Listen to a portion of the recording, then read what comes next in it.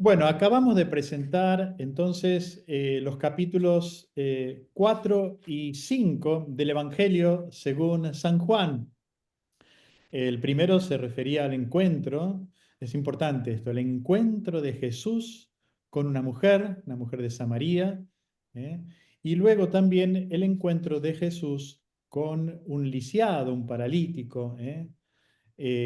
Recuerden entonces la fuerza simbólica de estos relatos del Evangelio de Juan, ¿eh? Entonces, ahora vamos a hacer así. Primero nos vamos a concentrar en el encuentro de Jesús con la samaritana. Por eso yo voy a compartir pantalla para que ustedes vean, ¿no? Los distintos temas que nos han ocupado, ¿eh? Primero, la relación entre los judíos y los samaritanos. Segundo, la mujer de Samaria como símbolo de una humanidad religiosamente equivocada. Tercero, el simbolismo del pozo. ¿Mm? Ahí se habla del pozo de Jacob, pero no es el único. Cuatro, el simbolismo del número 6. El 6, imperfección que tiende al 7, ¿no? Quinto lugar, la revelación progresiva de Jesús. Jesús, si ustedes prestaron atención, se va revelando progresivamente, ¿no? La mujer lo va descubriendo, ¿no? Primero como hombre, como judío, profeta le dice, Mesías, ungido. Luego Jesús le dice, yo soy. Los discípulos que después, porque después está, bueno, al mismo tiempo, perdón, después los discípulos que le llaman rabí, maestro, aparece como aquel que se fatiga, que se cansa, como el sembrador, y finalmente termina el texto diciendo como salvador del mundo.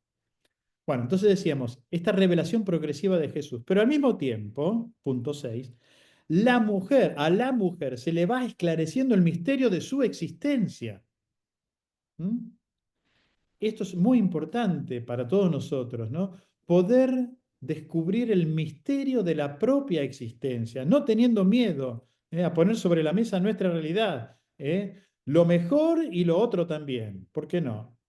Si Jesús nos vino a salvar, ¿eh? 7. El verdadero culto. Es un gran tema en este Evangelio, en este texto del capítulo 4 de Juan. La adoración al Padre en espíritu y en verdad. Ni en este monte, en el monte Garitzim, que era el monte de los samaritanos, ni en Jerusalén, el monte Sión, ni en Jerusalén.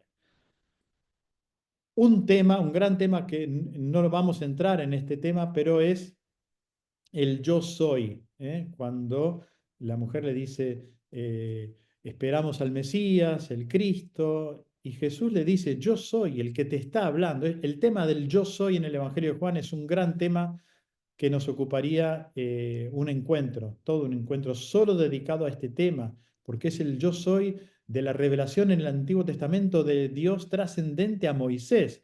Bueno, acá es este yo soy Jesús, es Dios que le está hablando. Por eso, la sorpresa de los discípulos es esta. Está hablando, le está dirigiendo la palabra a esta mujer, bueno, se está revelando, ¿no? Pero lo dejamos entonces para otro día, capaz para un excursus, ¿eh? Y el otro tema es la voluntad del Padre, ¿m? Relacionado a la fatiga de Jesús, y a la misión de los discípulos. Jesús que siembra y los discípulos que tienen que ir a cosechar, y todos tienen que fatigarse, empezando por Jesús.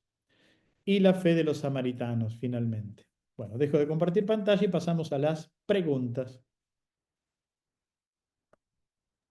Bien, bueno, entonces empezamos con esto de la samaritana, ¿no? Ahí Javier se tuvo que ir y me mandó por WhatsApp un par de preguntas. Primero, ¿por qué no había relación judíos-samaritanos? Si podés volver sobre esa idea, ¿no? ¿Qué representaba el samaritano? Ajá. Bueno, en realidad, históricamente hablando, había relación, o sea, porque todos formamos parte de un solo pueblo.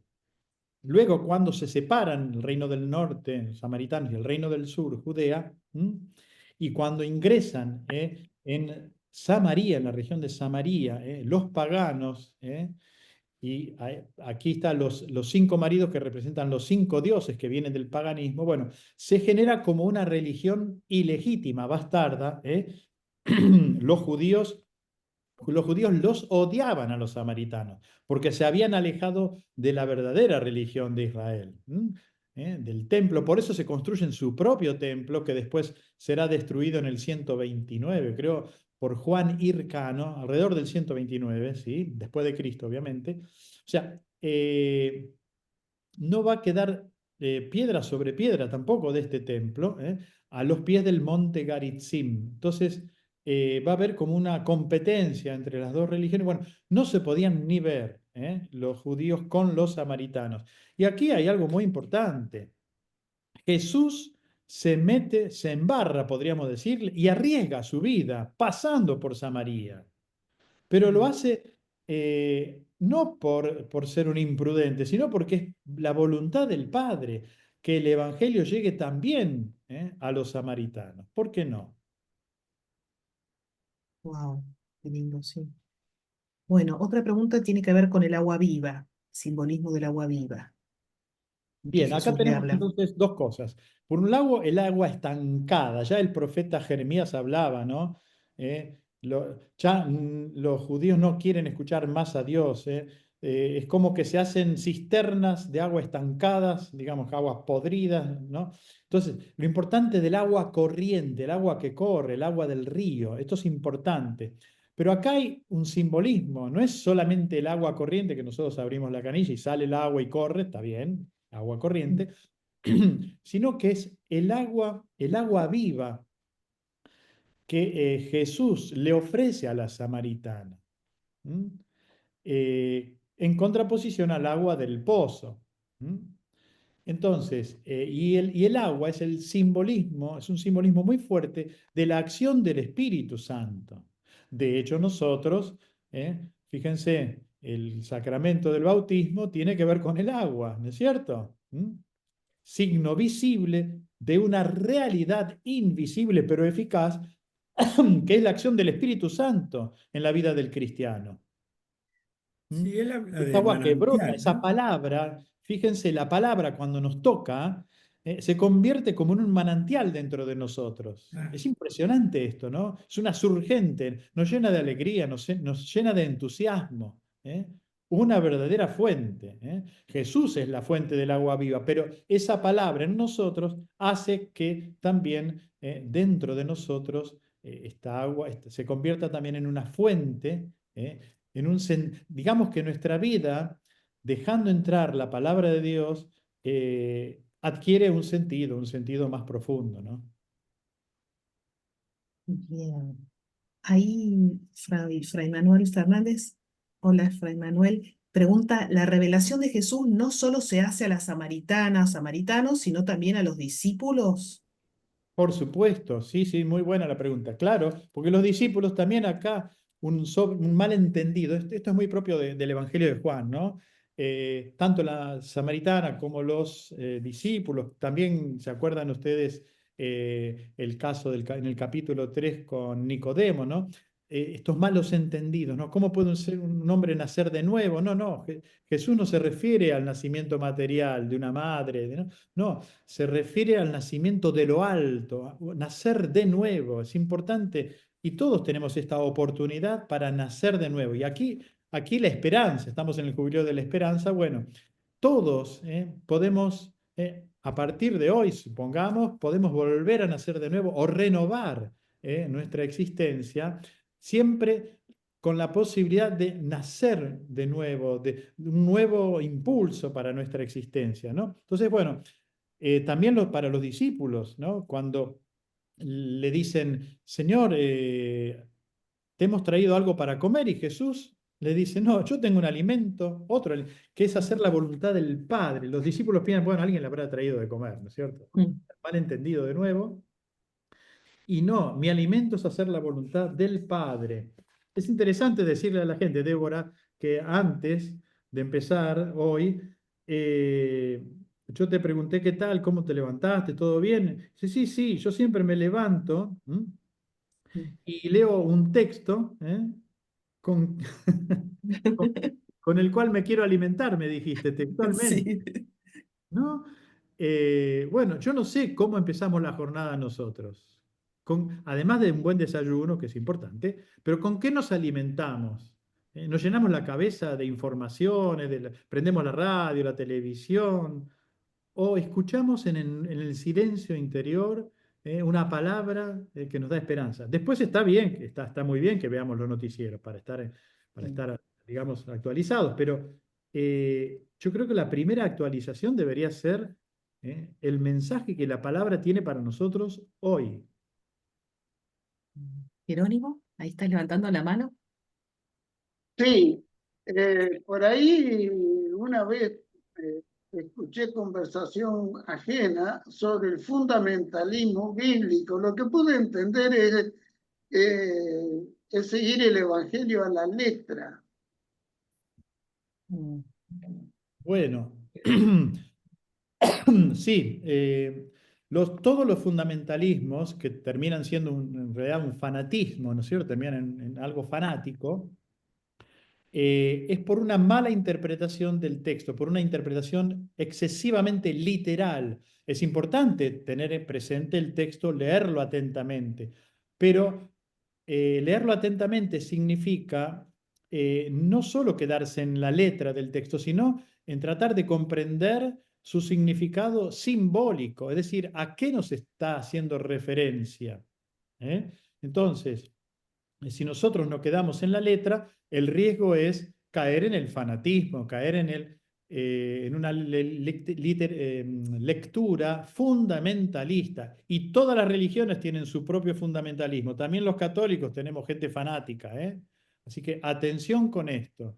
Y Juan nos está previniendo, ¿eh? El Evangelio nos está diciendo, bueno, miren, el evangelista, a partir de una realidad material visible, nos quiere referir una realidad más profunda que no podemos ver a simple vista, pero que está presente.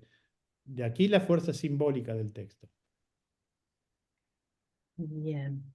Bueno, no sé si alguien quiere preguntar algo más sobre el relato de la Samaritana o pasamos al segundo relato. Ahí todos pueden abrir el audio, ella está autorizado para el que quiere, lo abre directamente. Bueno, es Aquí me gustaría terrible, sí, responder, Débora, me gustaría responder sí. al desafío que les planteé al principio. Creo que no salió en el audio. Yo tengo más fe en ustedes que Ah, ustedes en ustedes mismos, les dije. ¿Por ujú, qué? Porque ustedes se confían demasiado en lo que yo digo en mis comentarios y confían poco en la propia lectura del texto y en lo que ustedes son capaces de descubrir leyendo el texto. No se tienen ujú, mucha confianza. A ver si estoy diciendo una mentira. Porque si ustedes se tuvieran confianza en la lectura del texto, y no necesariamente en el texto original griego, no, esa traducción que tienen entre manos, ustedes habrían descubierto primero cuáles son los personajes, los protagonistas. En este capítulo 4 los protagonistas son Jesús y la mujer, ¿no es cierto? Después hay personajes secundarios. ¿Quiénes son? Los discípulos. Muy bien, ¿quién más? Los maridos. Los samaritanos, no, los maridos son mencionados. Los samaritanos que aparecen al final del relato, que dicen, bueno, ya no creemos por la palabra de la mujer, sino por nosotros, ¿no? Pero no solamente indicar cuáles son los personajes, sino quiénes son estos personajes. ¿Quiénes son los discípulos? Yo les pregunto, en base al texto, leyendo atentamente el texto, ¿quiénes son los discípulos? Los discípulos son, según el texto, aquellos que Jesús envía a cosechar. Es decir, los discípulos son los que cosechan en este texto. Y si yo les pregunto, ¿quién es Jesús en el texto? Ya se los adelanté hace un rato. El Si ustedes esposo. van al versículo 9, es un judío. En el versículo 19 es un profeta. En el versículo 25 es el Mesías, el unto, el ungido. En el versículo 26 es el yo soy. En el versículo 31 es rabí, maestro. En el versículo 38 es aquel que envía a los discípulos. Ustedes me dirán, pero es importante esto. Pero claro, ¿Qué nadie, parece? nadie entra en un lugar si no lo invitan. Y nadie va a predicar si no lo envían, ¿eh? O sea, es inútil querer adjudicarse un rol en una parroquia, por ejemplo, ¿eh? Una señora, un señorcito que quiere ser catequista. No, si no lo nombran catequista, usted no es catequista de la parroquia. El día que lo llaman, bueno, si responde afirmativamente, usted puede convertirse en un enviado, para anunciar el Evangelio. Pero es muy importante esto. Jesús es el que envía a los discípulos, es el que nos envía a cada uno de nosotros. Nadie va donde no lo invitan, donde no lo envían. ¿Quién es Jesús según el texto? Díganme otra cosa. A ver, digan algunos de ustedes que no. El esposo, el séptimo Muy marido. bien. ¿Qué más? ¿Qué más? Hay mucho más, ¿eh? El que A ver, ¿qué? siembra, ¿Eh? el que siembra, Muy bien, el sembrador, muy bien. ¿Quién más?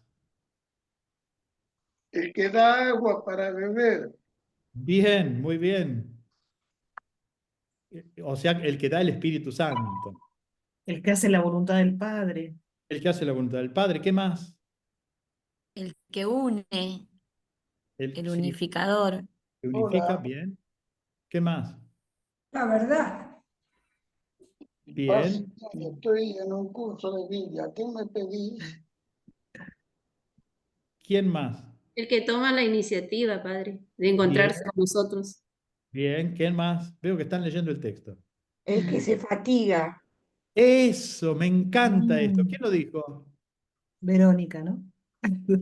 Verónica, es el que se fatiga. Mm, Eso es nos puede pasar desapercibido esta palabra. Jesús se la pasa caminando de un lugar a otro, se fatiga. No solamente en su vida pública, digamos, en su ministerio de esos 3 años, sino la fatiga de la pasión, de la muerte, hasta el último momento.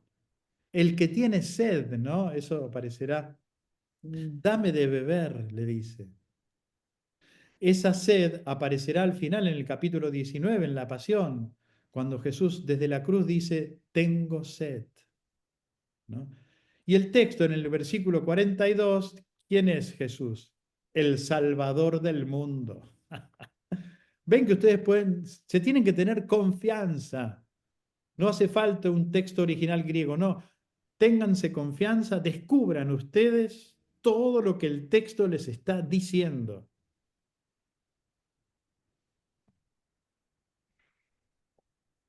Bien. Bueno, respecto del segundo relato, ¿Sí? ahí preguntan esto del sacrificio, ¿no? De los animales. En la antigüedad, la muerte, el sacrificio de los animales es la entrega por los pecados cometidos del pueblo. Dios exige un sacrificio, es decir, Bueno, transformación, conversión. sí. Bueno, a ver, ¿de qué trata el segundo relato, el del capítulo 5? Antes de hablar de los sacrificios. La curación, ¿La curación de quién? un paralítico. El texto dice, no De dice la que fue el humanidad. único, dice de un enfermo. Mm, Un enfermo que no se puede mover, entonces se supone que es un lisiado, un paralítico, ¿no? Uno que necesita que lo muevan, ¿eh? mm. Y Jesús viene a liberarlo para decirle, mirá, de ahora en más te podés mover. Eso es lo que Jesús hace con cada uno de nosotros. Se supone que usted es una persona adulta, tiene que caminar con sus propios pies. Deje de depender de los demás, por favor. ¿Eh? Por favor, empiece a madurar, a ser una persona adulta, camine con sus pies, sea autónomo, ¿no? Jesús nos da esa posibilidad. Y bueno, los sacrificios, sí, los sacrificios en la antigüedad era eso, ¿no? Era un modo de descargar la culpa, de descargarse la culpa, descargarla en un animal, sacrificándolo, mandándolo al desierto, bueno, entonces era un modo primitivo, podríamos decir, de quitarse la culpa. Pero acá hay una realidad profunda, que es la realidad del pecado, que es la que nos bloquea, en definitiva, que es la que no nos deja caminar. Bueno, y esto se llama pecado y hay que llamarlo con su nombre. Pecado es un término eminentemente religioso, no es ni filosófico ni psicológico, no, no, no. Es un término técnico teológico. ¿Eh? Entonces, que indica una realidad muy profunda que a mí me tiene esclavizado. Una realidad misteriosa, también podríamos decir, pero que se va develando. Jesús desenmascara, nos ayuda a desenmascarar el pecado que está anidando dentro nuestro y que no nos deja ser libres. No, no. Entonces, en cuanto Jesús viene a iluminar y a esclarecer la cosa, la vez pasada habíamos dado el ejemplo de una habitación a oscuras, ¿no? Uno entra y no ve que todo está en orden, pero cuando empieza a iluminarse ve que no todo está en orden, empieza a ver la suciedad, ¿no? Y cuanto más luz, más se ve, ¿no? Entonces, el tema no es volver a bajar la cortina para que no se vean las cosas que están sucias, sino dejar que entre más luz, ponernos manos a la obra, a poner las cosas en orden, a limpiar como corresponde, a dejar, sobre todo acá es dejar que el Señor purifique nuestro corazón y nos haga más libres, ¿no? Y eso le costó Bien. sacrificio a Jesús. Vaya que no le costó. Liberarnos del pecado le costó esa fatiga durante toda su vida en ministerio público, la fatiga de la pasión, de la muerte. Y por suerte, gracias a la resurrección, entonces nosotros podemos ser también, nosotros ser liberados, pasar de la muerte a la vida. Bien, hay una pregunta sobre la sangre que salía del templo luego de matar a las ovejas según la mentalidad judía. ¿No era algo impuro? No, no, al contrario, para ellos el que los tocara esa sangre, ellos verían que en esa sangre había una virtud especial, particular, prodigiosa, capaz de curarlos. Por eso intentaban tirarse a la piscina esta para que los curara, ¿no? En realidad no era esa la sangre que los curaría, sino la sangre del verdadero Cordero Inmaculado, que es la sangre de Jesús, ¿no es cierto? Esa es la que cura realmente y para siempre y de manera definitiva. Bueno, ya es la hora. Ahí hay un comentario de Javier. Gracias, Javier, lo leo y con eso quizás podemos terminar. La riqueza de las escrituras es tan grande, amplia, que en forma personal su lectura, a los que no tenemos conocimientos bíblicos, siempre nos da intuiciones, ideas o sensaciones, pero es difícil abarcar la totalidad de su riqueza sin una guía más profunda. Está lleno de matices y significados que siempre requieren de un conocimiento más guiado o acompañado. Eso lo hace muy bien usted, Fray Martín. Bueno, muchas gracias. Bueno, sí, efectivamente necesitamos todos estudiar los textos para saber cuál es el sentido, sentido último, sentido más profundo, cuál es el mensaje, en definitiva, que el Señor Dios nos quiere transmitir. Y para esto el estudio debería ir siempre acompañado de la oración, pedirle al Señor que nos envíe. Y estamos yendo hacia la ascensión del Señor, hacia Pentecostés, pedirle por eso la necesidad de que el Espíritu Santo venga para asistirnos, para enseñarnos y para recordarnos lo que Jesús había enseñado, ¿no? Por eso es importante la Pentecostés, la fiesta del Espíritu Santo, ¿no? Por eso nosotros lo recibimos tanto en el bautismo como en la confirmación, ¿no? Necesitamos que el Espíritu Santo venga una y otra vez a confirmar y a esclarecernos la palabra de Jesús, ¿no? Y por eso, de aquí la humildad, ¿no? Por un lado de los estudios bíblicos, ¿no? De decir, bueno, no me la conozco toda la palabra, necesito estudiar, necesito aprender. Y también la humildad de pedir a Dios que nos asista con su Espíritu Santo, ¿no? Así que bueno, a seguir trabajando, no bajemos los brazos, nos espera el próximo encuentro sobre el próximo encuentro va a ser el 28, sábado 28 de junio, el último sábado de junio, y vamos a tocar otros dos grandes temas. El discurso eucarístico, que está en el capítulo 6, y el encuentro con los judíos y con el ciego de nacimiento que encontramos en el capítulo 9 de Juan. Así que por favor, ténganse confianza en ustedes mismos, lean los textos, subrayen, escriban en un papel aparte las cosas que van encontrando, quiénes son los protagonistas, cuáles son los personajes que intervienen. Bueno, todo ese trabajo que ustedes hacen les va a permitir comprender mucho mejor las explicaciones que yo pueda llegar a darles en el próximo encuentro, que creo que es el cuarto, ¿no es cierto, Débora? Sí, sí, sí. Cuarto encuentro, sí.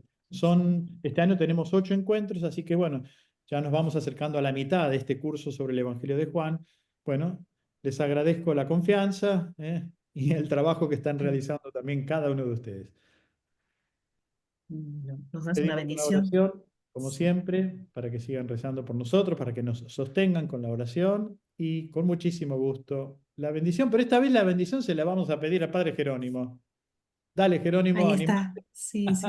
Un gran misionero, ¿eh? Padre Jerónimo es un Bueno, gran misionero. y primero pido perdón porque cuando estoy ausente es porque no puedo venir.